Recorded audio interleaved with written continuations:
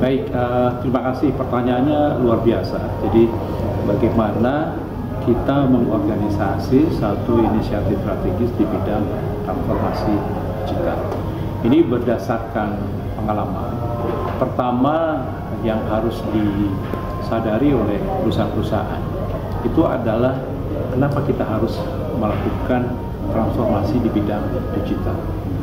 Saya pernah mempelajari di beberapa white paper yang ada yang terkait dengan digital transformasi.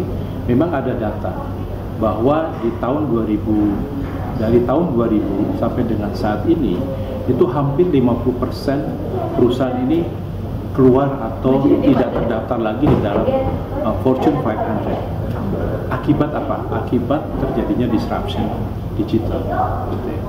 Dan berdasarkan pembelajaran dari Harvard Business School yang berdasarkan riset mereka, itu hampir menyatakan dari yang di riset 97% itu menyatakan agree dan strongly agree bahwa perusahaan yang tidak melakukan transformasi digital itu tidak akan sustain.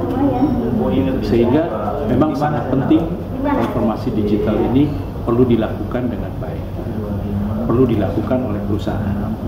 Bagaimana mengorganisasinya supaya program transformasi digital ini berjalan dengan baik? Memang yang pertama berdasarkan pengalaman, ini harus datang dan harus dipimpin langsung oleh pimpinan perusahaan. Dalam hal ini adalah CEO. Berdasarkan pengalaman kami di perusahaan sebelumnya, Dirut atau CEO langsung memimpin program transformasi digital ini. Jadi itu yang prasyarat pertama. Yang kedua, berdasarkan pembelajaran kami membentuk yang namanya Transformation Management Offices. Apa yang dimaksud dengan Transformation Management Offices ini? Ini punya fungsi di 4 aspek. Pertama adalah communication. Transformasi kan terkait dengan perubahan. Berarti perubahan ini akan merubah cara pegawai bekerja, mindset mereka berubah, gitu kan. Ini perlu ada communication yang baik. Sehingga communication itu menjadi salah satu tugas dari Transformation Management Office. Yang kedua adalah program change management. Yang ketiga adalah kami membangun culture yang harus siap terhadap transformasi digital ini. Dan yang keempat adalah capabilities. Jadi setelah kami membentuk Transformation Management Office, kami juga merestrukturisasi fungsi dari Departemen IT yang fokus hanya kepada memantau, mengevaluasi perkembangan teknologi di bidang IT, teknologi informasi, baik saat ini maupun yang akan berkembang atau yang relevan sampai di jangka panjang. Kemudian yang kedua adalah mengelola database. Yang ketiga adalah bertanggung jawab terhadap cyber security, dan yang keempat adalah IT master plan. Jadi fungsi IT difokuskan kepada 4 tadi. Sementara kami berikutnya adalah membentuk yang disebut dengan DCOE, Digital Center of Excellence.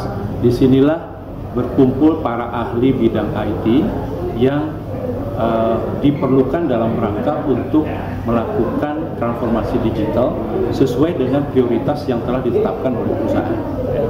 Dan kemudian kami juga mempunyai satu kebijakan berdasarkan pengalaman bahwa transformasi digital ini bicara bisnis proses, bicara bisnis model, sehingga penanggung jawab daripada inisiatif terhadap transformasi digital ini untuk inisiatif transformasinya itu adalah business process owner, bukan Departemen IT.